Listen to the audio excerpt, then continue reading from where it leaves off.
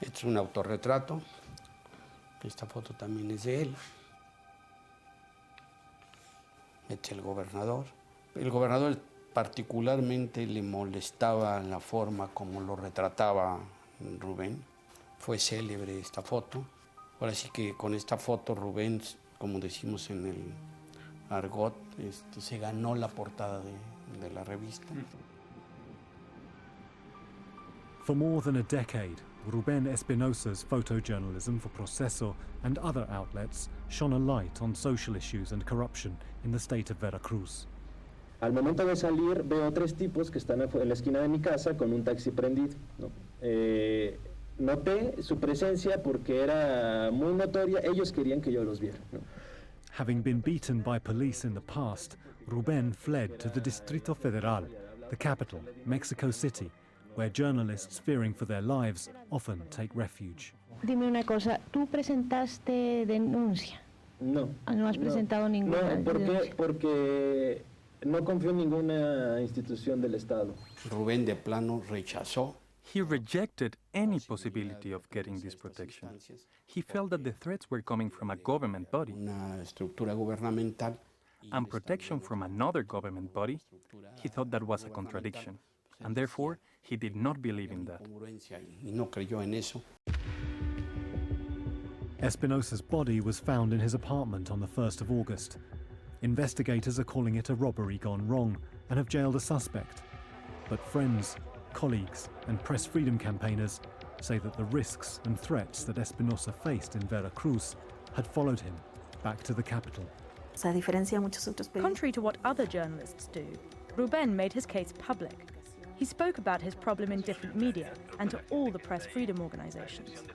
The official body for protecting journalists knew about it as well as the authorities. But despite all this, they couldn't protect him. The government's responsibility is to provide security for all its citizens. And of course, in the particular case of journalists, to allow them to safely exercise freedom of expression. We equip journalists with tools that allow them to alert us when they're in danger. The state mechanism for protecting journalists by itself will not prevent fatal incidents. We are just one part of the whole, and journalists themselves also need to take responsibility. I think we cannot really put the burden of proof in the journalist. I mean, how the journalists are protecting themselves. This is a matter of a Mexican state and a national crisis. Protection of the journalists is like a band-aid, but you have a hemorrhage inside. So you need to operate. And the protection laws, maybe they are working. My view is that they are not. Internacionales. Javier Duarte became governor of Veracruz State in 2010. Since then, 14 journalists have been killed or disappeared. In May, the body of Armando Saldaña Morales, a Veracruz radio and print journalist, was found with 4 bullets to the head near the state border. He had been reporting on political corruption and oil theft by the cartels. Last year, the body of crime and security reporter Gregorio Jimenez de la Cruz was found in a shallow grave. He'd reported on a local union leader who'd spoken out against organized crime and on abductions at a bar said to be connected to the Zetas gang. Back in 2012, Regina Martinez, who reported on cartels and corruption for Proceso, was found beaten and strangled in her apartment. The list goes on. But officials such as Duarte say the problem isn't just reporting on the cartels, it's that journalists are sometimes in fact working with them. Get too close, they say, and you have it coming. Lamentablemente, algunos de los colaboradores, trabajadores de los medios de comunicación tienen vínculos con estos grupos. ¿Qué les quiero pedir? Pórtense bien. Todos sabemos quiénes andan en malos pasos. It's true that covering certain stories can be a danger for journalists, and that's why they need to look after and protect themselves. We have to differentiate between getting close to these criminal groups for information purposes and for purposes other than journalism. Cuando se trata de cubrir. In order to report on certain stories, journalists and photographers tread a very fine line.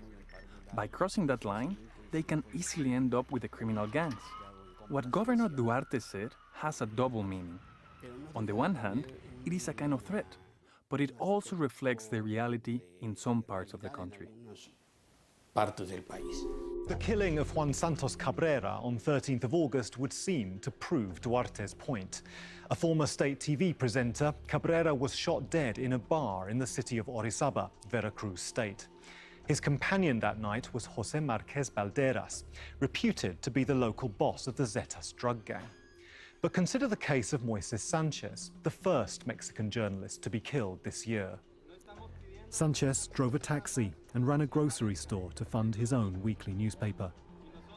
Kidnapped on January 2nd, his body was found 3 weeks later, decapitated and mutilated. A former policeman confessed to taking part in the murder and accused the former mayor of ordering it. To think that everything happens because of organized crime is a mistake. It is not like covering a normal war, because in a normal war you know whose side people are on, where each army is, and who works for them. In Mexico, you don't know if the policeman that you're interviewing works for a cartel, or if the mayor you talk to works for someone else. What we see in the records is that the main aggressor is the state. That can be governors, municipal mayors, or police. According to government figures, over the past 5 years, protection measures for journalists in Mexico have included a dozen bulletproof vests, police escorts and patrols, even a handful of armoured cars. Even so, the rate at which journalists are being killed is only accelerating. And despite the appointment of a special prosecutor for crimes against freedom of expression in 2006, according to the Committee to Protect Journalists, fewer than 10% of attacks against journalists and writers result in convictions. The really serious problem is impunity, because the perpetrator can easily state that nothing will happen to them, and they're not mistaken.